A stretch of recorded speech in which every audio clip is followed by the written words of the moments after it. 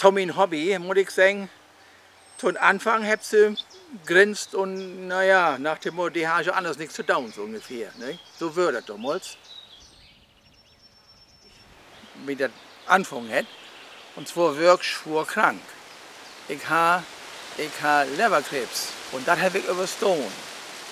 Und dann habe ich mich an einen Spruch von Martin Luther erinnert, der sagt, wenn du morgen tot gehen darfst, dann pflanzt du heute noch einen Baum. Das wird das eine.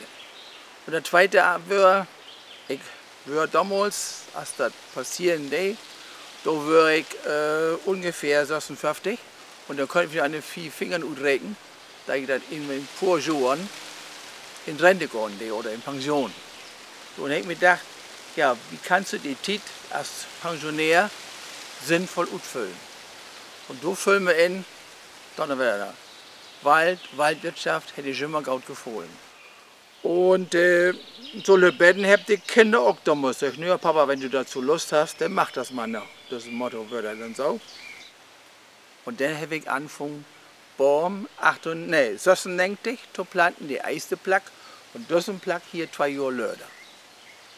98. Komplett sind das 4 Hektar. Und da muss man sagen, 1 Hektar Mischwald, Eichen, Beuken, Lärchen, Douglas, Küstentanne. Ja, das Ganze ist, so wie das hier stehen da, ist das rein privates Objekt. Also zunächst muss man doch Vorarbeit machen. Und in diesem Fall wird das so, man kriegt von der Kammer, von der Landwirtschaftskammer, die Obloch, da man sogenanntes Bodenprofil erstellen muss. Da kommt ein von der Kammer und der bottelt in der Ehe ungefähr 3/4 Meter Deib. Und da sagt er, du hast Dussen oder Jen und dritten Boden. Und wie empfiehlt die hier, meinetwegen plant Eichen oder Bidor, plant der Ellern oder vielleicht auch plant Mischwald, als wie hier Asse, die da gemacht haben. Das Zweite, was man jemals bedenken muss bei den Bäumen, ist, und überhaupt bei allen Kulturen, ist das Boden-pH, der Kalkgehalt im Boden. Die Bäume wird bei den weniger haben, auf dem Acker musst du bei den höheren Kalkgehalt im Boden haben. Aber hier würde der Kalkgehalt, weil der immer grüner werden will und ziemlich natt, so deib, dass ich überall abkalkt habe. Kalk ist billig, Kalk ist ein Bodenmineral, was aufbaut irgendwo meistens hier im Weserbergland oder auch in den Holstein gibt es auch weg. Und das Natürlichste von der Welt, in der Regel, hier habe ich gesehen, was du muckst, 2,5 Tonnen auf dem Hektar Kalk, habe ich gesagt, mit einem Großflächenstreuer. Dann habe ich das Kronbecken in Arbeit und das wird. Du kannst so 2 Wege gehen, du kannst das sein und du kannst auch Planten kaufen. Die Regel, muss ich sagen, ist, dass man Planten kaufen darf. Da gibt es sogenannte anerkannte Forstbaumschulen. Das ist in Deutschland ganz streng geregelt, wirklich ganz streng geregelt. Das ist auch gut so. Und ich habe den größten Teil mit der Baumschule von Hermann, diese Firma hört Hermann von Appen in Sodersdorf gemacht. Und eine bestimmte Herkunft, und das sind diese Eichen hier, die habe ich gekriegt mit Holstein von dem Udo Hartung in Halstenbeck. Man muss sagen, viele, die Wald anplanten dort, die meint, also billig und Frucht hier und Frucht da, wo die Planten noch billiger sind, hole ich für einen großen Fehler. Wenn du als Bauer säen darfst, Korn, Räumen, Getöffel, dann säst du im Frühjahr und abends in Hast. Und nächstes Jahr geht das Bellwer von Führen los. Hier in Hult, da planst du Hüt und vielleicht in 100 oder 150 Jahren fangst du Wehr an, dann sind die Bäume groß, der was sie abholt und dann kommt da was Neues hin. Deswegen muss man da wirklich, man muss sagen, das Beste, egal, wenn das der dürste ist, spielt gar keine Rolle, aber der beste Saatgut ist das Beste, was man tun kann. Die Nutzung des Waldes. Hier muss man sagen, der holt sich natürlich in den ersten 30, 40 Jahren in enge Grenzen, wenn man das so sagen soll. Da warte hier Rotholen da. Das ist im Moment holt und führen. Hier kannst du führen mit Morgen und vor allem der Öhren mit den Ellern kannst du sehr gut führen mit Morgen. Und das ist nur interessant, da habe ich noch damals überhaupt nicht gewusst und nicht ohnt und nie an gedacht.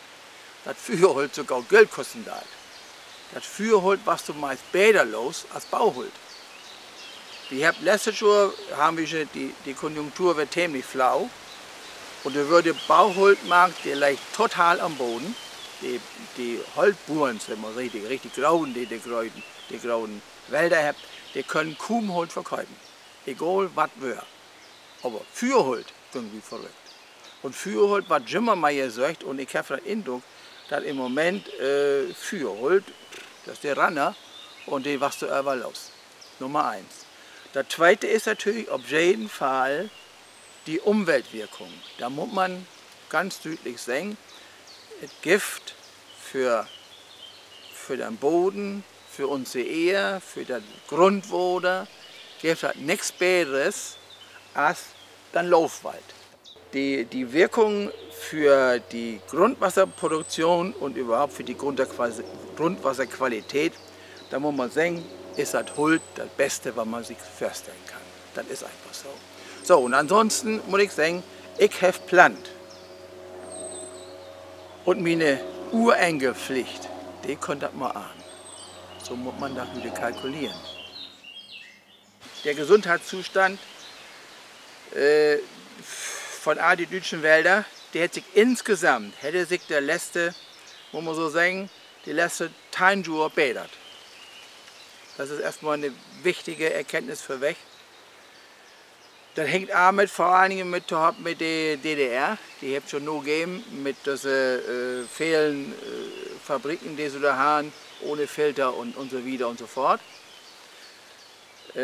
Sodass man heute sagen kann, insgesamt sind die Verhellungsschäden bei Laufwald und auch bei Nadelwald, die sind weniger geworden. Nichtsdestotrotz muss man sagen, wir haben gewisse Probleme mit der generellen Klimaveränderung. Das habt ihr. Nur gibt natürlich die Frage, ja, was macht wie nu? Es zeichnet sich ab, da wir Pflicht, und nicht nur Pflicht, sondern auf jeden Fall mit Baumherkünften aus Nordamerika können wir mit Sicherheit das Problem der Klimaveränderung in den Griff kriegen. Das ist die Situation heute. Und ja, also du warst nur viel vertellt und da ungefähr dann gute Wälder tot und so. Da kann ich sagen, ist nicht der Fall. Das Gift, gaue Baumarten, wie gesagt, in Nordamerika, die wir bestens einsetzen können. Also was Besseres für die Natur und für die Ehe und für die Lü und für die Menschen und was wir hier umkreiten, kann man meist nicht dauern.